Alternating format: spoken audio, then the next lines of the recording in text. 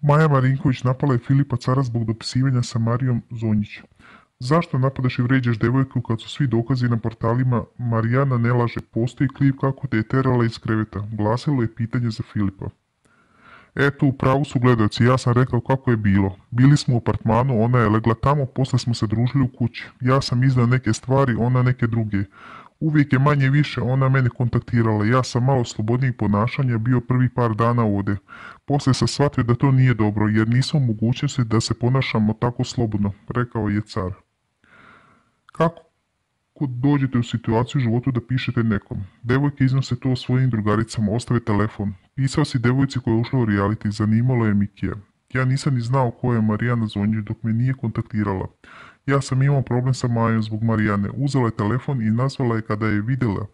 Očigledno je nazvala odjedanput i ispitala. Marijana, ti si mene svakog dana zvala. Kako nikog drugog osim mene? Pitao je Filip.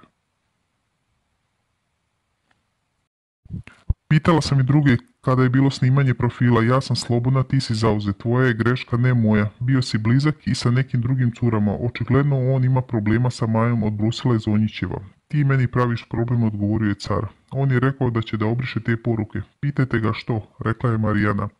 Maja je ušla u poruke sa Marijanom Zonjić. Vidjela 4